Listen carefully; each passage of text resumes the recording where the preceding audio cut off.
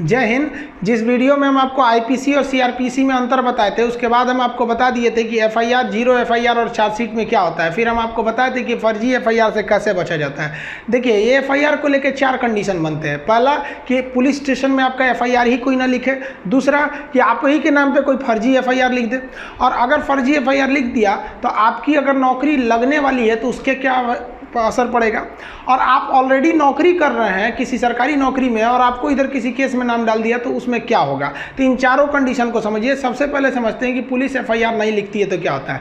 2 तरह के केस होते हैं जिसको हम पहले समझा दिए हैं। नॉन कॉग्निजिबल मतलब ऐसे अपराध जो बहुत छोटे मोटे हैं, जैसे किसी को 1-2 तमाचा मार दिए, ये सब छोटा मोटा अपराध में आता है। और एक कॉग्निजिबल्स होता है संज्ञेय अपराध, जिसमें मार पीट, रेप, सर फाड़ दिए, हड्डी तोड़ दिए, गोली चला दिए, ये सबको होता है कॉग्निजिबल ऑफेंस। तो कॉग्निजिबल ऑफेंस जो होता है उसमें संज्ञेय अपराध में नियम है कि सीआरपीसी का जो सेक्शन है 154, ये कहता है कि पुलिस को मैंडेटरी है एफआईआर लिखना जरूरी है। लेकिन आप जाते हैं, आपके साथ मारपीट हुआ है, सर और फोड़ दिया है, फिर भी पुलिस आपका एफआईआर नहीं लिखती है। तो इसके लिए आप एक और रास्ता अपना सकते हैं कि पुलिस का जो सीनियर अफसर होता है, जिसे डीएसपी बोलते हैं, डिप्टी सुपरिटेंडेंट, यहाँ आप जाके कह सकते हैं कि सर ऐसा मामला है, आप रिपोर्ट लिखवा दीजिए। ये नहीं सुनते हैं तो आप एसपी को बोल सकते हैं, एसपी जरूर ही सुन लेते हैं। ये भी अगर नहीं सुने ना तो आप जाइए सीधे कोर्ट में, मजिस्ट्रेट के पास। अब मजिस्ट्रेट को पावर है कि वो या तो इनको बोलेगा एफआईआर लिखने के लिए, और नहीं तो मजिस्ट्रेट खुद एफआईआर लिख देगा अनुच्छेद 156 के तहत, वहां से एफआईआर लिख देगा और वो थाना को भेज देगा कि ये हम जो एफआईआर लिखे ना,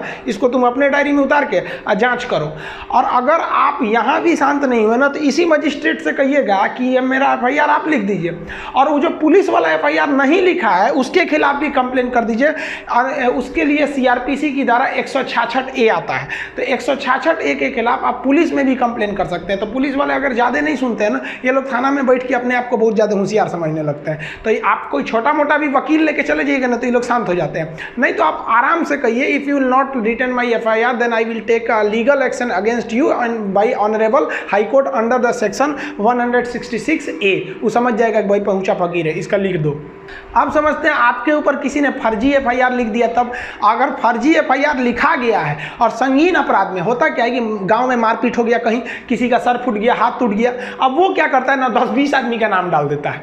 अब उसमें नाम डाल दिया तो भाई उसके साथ जो अपराध हुआ है वो संगीन है, उसमें आपकी गिरफ्तारी होगी बिना आपको वारंट दिखाए। छोटे मोटे अपराध नॉन कॉग्निजिबल में आप पुलिस से मांग सकते हैं वारंट, लेकिन कॉग्निजिबल में पुलिस वारंट नहीं दिखाएगी, उठा ले जाएगी एफआईआर हो गया है। तो उसने तो उसको मारपीट हुआ है, लेकिन आप नहीं थे, आपकी दुश्मनी थी या फिर जलता था तो आपका नाम दे दिया उसमें, तो वो फर्जी एफआईआर है। तो अब आपको पुलिस खोजने लगेगी, उठा ले जाएगी, तो आपको गिरफ्तारी का खतरा हो गया है। तो इसके लिए क्या कहिए, आप अपने किसी संबंधी को, पिताजी या किसी को भी आप डीएसपी ऑफिस या फिर एसपी ऑफिस में ले जाइए, वहाँ आप दस्तावेज दीजिए, प्रूफ दीजिए कि हाँ सर ये जिस समय घटना हुई थी वो इस समय नहीं थे। आप अगर नहीं इन्वॉल्व थे तो कोई ना कोई तो प्रूफ होगा ही आपके पास कि उस समय हम यहाँ थे। मान लीजिए आप किसी दोस्त के पास थे तो उस दोस्त को ले जाके आप अपने पिताजी के साथ या किसी दूसरे के साथ इन लोग के पास भेजिए। ये नहीं कि अपने चल जाए, साहब हम नहीं थे तो उठा के डाल देगा सभी, सब अपने में मिले रहते हैं सब। तो इन लोग को आप ले जाके कर सकते हैं। एसपी बहुत अच्छा से सुनते हैं, क्योंकि एसपी को खरीदना बहुत बड़ा, वो बहुत बड़े बड़े लोग का, फिर यहाँ मंत्री लोग का सोर्स चलता है एसपी के पास,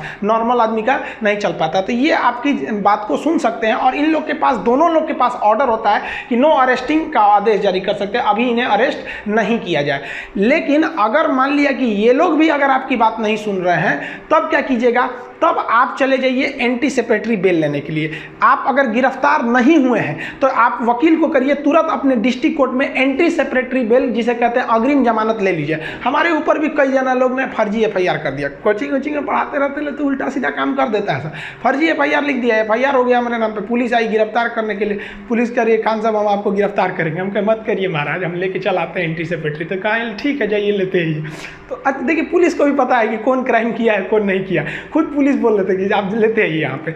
तो हम गए वहाँ पे, देखिए हमारे ही फोटो है, शायद यही कपड़ा भी पहने क्या, नहीं दूसरा है, मिलता जुलता है। तो वहाँ पुलिस के वहाँ गए कोर्ट के पास, तो जज पता है, देखिए कानून अंधा होता है, जज अंधा नहीं होता है, सब समझता है। तो हमको एंटीसिपेटरी बेल दे दिए, तो हम एंटीसिपेटरी बेल लेके आ जाएंगे ना। अब पुलिस के सामने घूमते रहेंगे तो पुलिस गिरफ्तार नहीं कर सकती हमको। अब पुलिस केवल सबूत इकट्ठा करेगी या जज को दे देगी, वहाँ पर एंटीसिपेटरी बेल आपके पास रहना चाहिए। लेकिन क्या होगा कि आप एंटीसिपेटरी बेल भी नहीं लिए हैं, आप पुलिस, डीएसपी, एसपी भी आपकी बात नहीं सुने, आप कहीं घूम रहे हैं, आपको पुलिस पकड़ ले गई। अब तो डाल देगी जेल में। जब जेल में डाल देगी तो उसके लिए भी आपको बेल लेना पड़ेगा।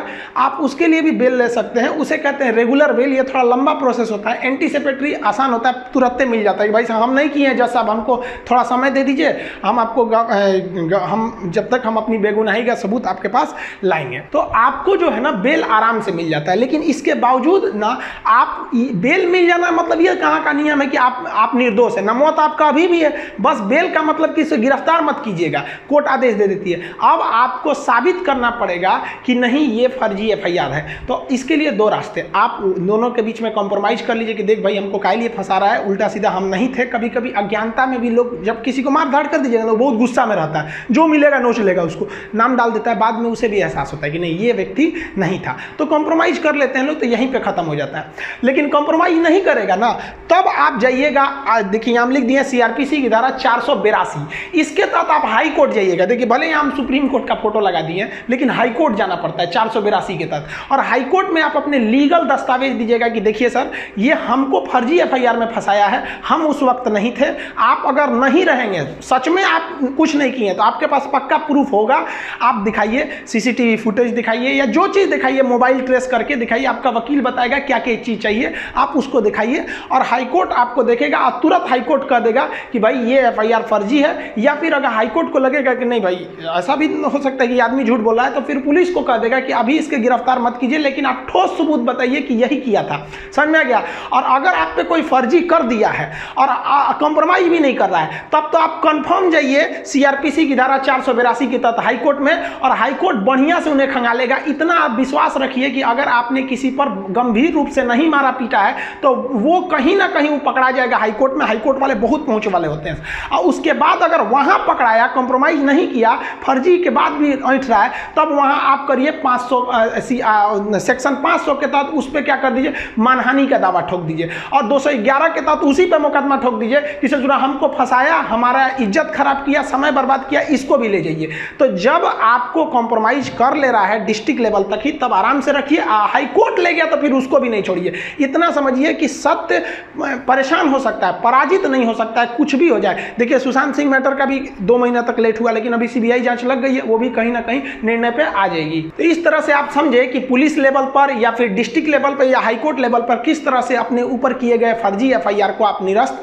करा सकते हैं। देखिए मान लीजिए कि अगर एफआईआर सच का हो गया या फर्जी हो गया, उससे बहस नहीं है, हो गया, अब नौकरी पे क्या असर पड़ेगा। तो पहले समझते हैं कि वैसा व्यक्ति जो ऑलरेडी कोई नौकरी कर रहा है, मान लीजिए कोई स्कूल का प्रिंसिपल है और उन्होंने किसी का मार के मुंह हाथ तोड़ दिया, तोड़ा है या नहीं तोड़ा है अलग बात है, उन पे एफआईआर हो गया तो क्या उनकी नौकरी चली जाएगी? देखिए एफआईआर हो जाने से नौकरी नहीं चली जाएगी, लेकिन अगर उन्हें पुलिस ने गिरफ्तार करके जेल डाल दिया है तो विद्यालय, सरकारी जो स्कूल होते हैं, वो उन्हें सस्पेंड कर सकता है, कर नहीं देता है, कर सकता है। क्यों? क्योंकि क्या होता है कि जब व्यक्ति पर मुकदमा चल रहा होता है और वो जेल में गया रहता है, तो क्या होता है कि अगर उस अपने पद पर रहा तो उस पद का वो दुरुपयोग कर सकता है। जैसे प्रिंसिपल है तो थाना में जाएगा तो लोग उसको बैठने के लिए देंगे, बैठे बैठे प्रिंसिपल साहब, पता चला कि उनका मूरी फोड़ के आया, उसको थाना में बैठाया जाएगा तो सस्पेंड कर दिया जाता है। तो क्या कहेंगे, हम सस्पेंडेड प्रिंसिपल है, तो थाना वाला कहेगा खड़े रहो, तो सस्पेंडेड प्रिंसिपल है यहाँ पे। तो आप अपने पद का दुरुपयोग ना करें, इसलिए यदि आपके ऊपर कोई खतरनाक एफआईआर है तो डिपार्टमेंट आपको, मतलब आप अपने पद का दुरुपयोग ना कर सके इसलिए सस्पेंड कर सकता है, जनरली करता नहीं है। लेकिन अगर आपको कोर्ट ने सजा सुना दिया ना, तब आपकी नौकरी खत्म, अभी भी खत्म नहीं होगी, फिर आपको सस्पेंड किया जाएगा। लेकिन आप मान लीजिए डिस्ट्रिक्ट कोर्ट ने आपको सजा सुनाया, जैसे आप हाई कोर्ट में अपील कर देंगे आपकी नौकरी बच जाएगी, सस्पेंड रहेंगे आप। समझ में गया? सस्पेंड से फिर हो सकता है कि आप जॉब में आ जाए। लेकिन अगर हाई कोर्ट ने भी फिर से आपको सजा सुना दिया, फाइनली कह दिया कि नहीं भाई, सुप्रीम कोर्ट ने भी सुना दिया, तब तो आपकी नौकरी चली जाएगी कॉग्निजिबल अपराध में, इस तरह के मुकदमे में। अदरवाइज में आपकी नौकरी नहीं जाएगी। आप अपील में रहेंगे तब तक नौकरी नहीं जाएगी। पता चला डिस्ट्रिक्ट कोर्ट ने आपको सजा सुनाया और इधर आप सस्पेंड हुए और आपने हाई कोर्ट में अपील नहीं किया कि भाई साहब हमने गलती नहीं किया था, तो आपको टर्मिनेट कर देगा। टर्मिनेट मतलब खत्म, सस्पेंड का मतलब होता है आधी सैलरी देना। जब आप जॉब में आते हैं ना, तो बाकी जो आधा काट काट के रखा था वो भी दे देता है आपको। वो कई इसके कुछ लंबे प्रोसेस होते हैं। अब बात करते हैं स्टूडेंट लोग के लिए कि स्टूडेंट के ऊपर एफआईआर हो गया तब उसका जॉब लगेगा कि नहीं। यहाँ स्टूडेंट का दो चीज़ें होती हैं।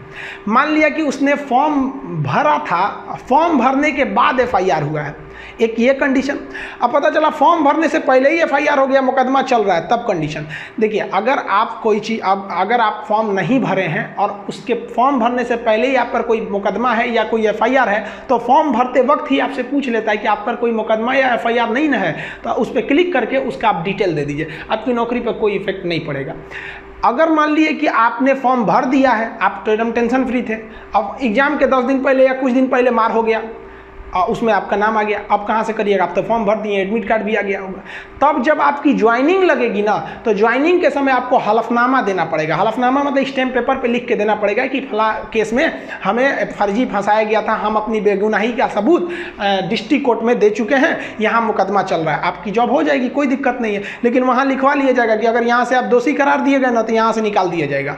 तो अगर यहाँ से आप अपराध मुक्त हो गए तो आप नौकरी करते रहिएगा, और इसमें अगर सजा सुना दिया तो आप चल गए, नौकरी से खत्म कर दिया जाएगा आपको। तो आई होप आप ये सब चीज़ों को समझ गए होंगे। इसको लिखवाने वाला चीज़ जो अभी जस्ट इस 1 से 2 दिन के अंदर आपका ऐप लाएंगे, तो उसमें एप्लीकेशन में हम आपको इसका A to Z डिटेल से लिखवा देंगे कि पूरी CRPC, क्योंकि ये दरोगा के एग्जाम में खास करके यूपी दरोगा में ये सब पूछेगा आपका IPC और CRPC का क्या क्या चीज़ें होंगे। तो उसमें आपको एकदम A to Z PDF note test वगैरह के साथ आपको मिलेंगे नेक्स्ट वीडियो में। तब तक के लिए जय हिंद।